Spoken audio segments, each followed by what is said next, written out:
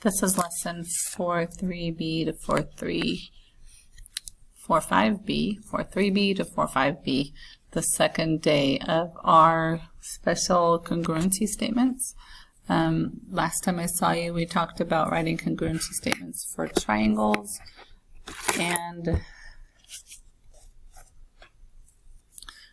this is lesson 4.3 to 4.5b. Last time we talked about side, side, side, angle, angle, angle, all of those postulates for proving triangles parallel. We're starting out with just a review of what we've done before that, where it was that two triangles are congruent if all of their angles and all of their sides are congruent. This is from 4.2. We're going to write a congruent statement. Again, congruent statements, you have to have corresponding angles match up in the same position, same order. So triangle LMN, L corresponds to R, so L goes first, so does R. M goes next, and so does T, because T has 2 marks on it. And then N is the last one. It corresponds to S on the other triangle. Alright, given that you have these two triangles, identify all pair of congruent angles. Angle A is congruent to angle D. Angle B is congruent to angle E. Angle C is congruent to angle F. And that's because those angles are corresponding, same position in the congruency statement. For the next one, you're going to figure out X and Y. So again, this one has a single tick mark by it. So you go to the other triangle, find the other one with the single tick mark on it, and put those two expressions equal to themselves, to each other. And when you solve that, you get X equal to 3. The next one, angle A, corresponds then to the angle that's in between the single tick mark side and the 3-line tick mark side, so that would be angle D. You can also get that from here. So 12y plus 3 equals 9y plus 18. Solve that, you get y equal to 7. We talked about last time about these good patterns. The good patterns prove that triangles are congruent. You don't have to do all the sides, all the angles like on number 1 here. So if we look at this one, it's side, side, side, because you have all of the sides, all 3 sides on each triangle are congruent. The side angle side, here's a side, the angle is part of that side, and the side is part of the angle. The angle is called included because the angle is made up of the 2 sides. So the angle is included between the 2 sides. So this is side angle side congruency. This is angle side angle congruency. The side is included between the 2 angles. In other words, they touch each other. They're part of each other. They're stuck to each other. Angle angle side, the non-included side. So you've got side right here and this angle that touch, but notice this other angle doesn't. So this is the non-included angle, angle, and then side. And then for just right triangles, if the hypotenuse and one of the legs are congruent to the hypotenuse and one of the legs of the other triangle, then they also are congruent. The bad patterns, you cannot prove triangles congruent with angle, angle, angle, or with, oh, who wrote that word, SSA.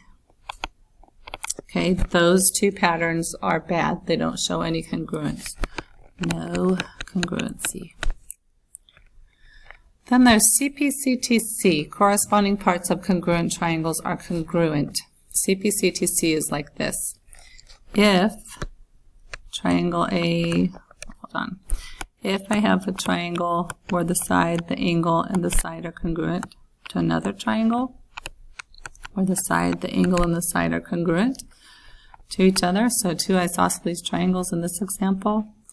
If these are congruent, then corresponding parts of congruent triangles are congruent. So if I know that these 2 triangles are congruent, then I also know that C and F corresponding parts of the congruent triangles are also congruent. So if I can prove anything congruent with these patterns, everything else on those triangles that corresponds is also congruent. So on number 1, we've got to determine if these are congruent. I've got a side, it's a right angle, and then I've got another side that's congruent to the other side of the other triangle. So this is congruent by side, angle, side.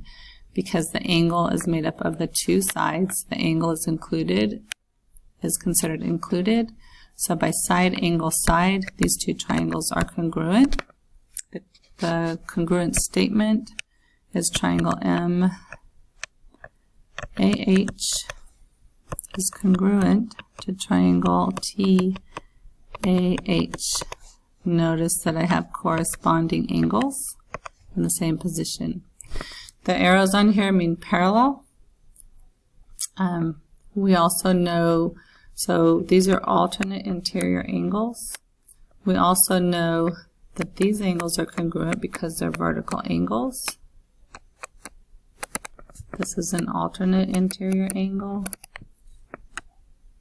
So those theorems and postulates we talked about before also apply. We also know that C is the midpoint of RK. So this is congruent to that. So I have two angles and one side. So it's either going to be angle, side, angle, angle, angle, side. If we look at this, I've got the side outside of the two angles, so it's not part of those two angles, it's not included, so this is the angle, angle, side one. So this one is yes by angle, angle, side. Triangle YKC is congruent to triangle Y corresponds to the O, and then K corresponds to the R, and then C corresponds to C. All right, the next one, I've got an angle, a side, and a side. This is not side angle side because the angle is not in between the two sides. It's not part of those two, both of those sides. It's just part of one of the sides. This suspiciously looks like a bad word, so this one is not congruent because it's the bad word one. We've got an A, an S, and an S. When they're stuck together like this on number 4, sometimes it's helpful to just pull them apart and label them separately so we can think about what's going on. We've got A, B, and C. This is B, this is C, this is D. We already know that these two are congruent because BC is the same thing as BC. We know that's congruent. And then let's look and see if we know anything else. We know that these are vertical angle pairs, but that doesn't help anything. What else do we have on this? Do you see any right angles? There's no right angles on this. There's nothing here. If there's nothing there, you can't assume they're right angles. So I just have two sides are congruent. But I also have this statement down here that says AC is equal to BD. So if AC is congruent to BD, then this is yes by side, side, side. And we know that triangle ABC is congruent to triangle DCB. Okay, this one is angle, angle, side. And so triangle ABC is congruent to triangle, so A corresponds to E, B corresponds to D, and then C corresponds to F. Okay, number 6, OK bisects ROC. We're bisecting an angle. This is what's being cut in half. So here's angle ROC. It's being bisected by OK. So that means that that's congruent to that. I also know that this side is congruent to itself. So there's an angle, a side, And then we know that this is another angle that's congruent. So the side is included in between the two angles. So this is angle, side, angle.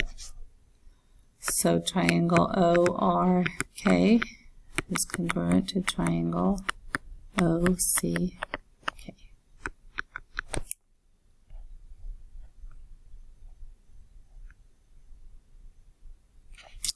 Last one, or last two. This one is a little bit more involved. You're going to have to think about this a bit more. Draw pictures when you're not sure about what's going on with this. So I've got triangle STU, triangle XYZ. The measure of angle T is 28. The measure of angle U is 4x plus y. The measure of angle X is 130. The measure of angle Y is 8x minus 6y. So now we look that I wrote them in order according to corresponding. 28 corresponds to 8x minus 6y. And the 4x plus y corresponds to the u, but there's nothing there. But I do know that this is 130 degrees. So if I add 130 plus 28, I get 158. And then if I subtract that one from 180, because of the sum of the angles in a triangle is 180, I get 22 right here. So I know that 22 goes with that. So 22 equals 4x plus y. So now I've got a little substitution thing going on here. I've got the first equation, I've got the second equation. I'm going to take equation 2 and I'm going to solve for y. So y equals 22 minus 4x. So then I'm going to take this 22 minus 4x and I'm going to substitute it into here. So I'm going to sub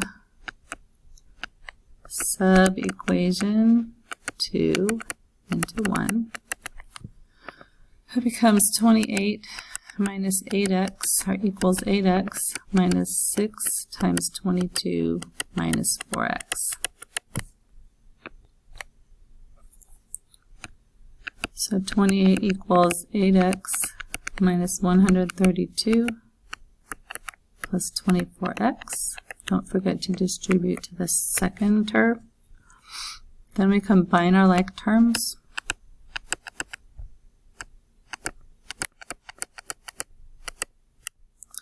Add 132 to both sides. And you end up with 160 equals 32x. So x equals 5. And then after that, we can find y, because we know that y equals 22 minus 4x. So y equals 22 minus 4 times 5. So y equals 2. So systems of equations. Just solve one for y equals or x equals and then plug it back into the other one.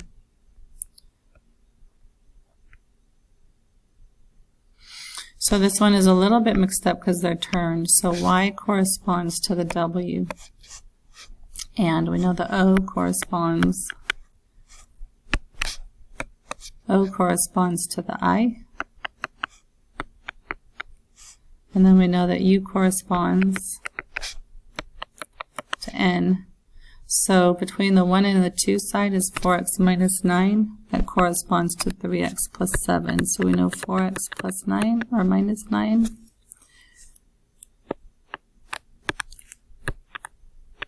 equals 3x plus 7. And you can solve for x.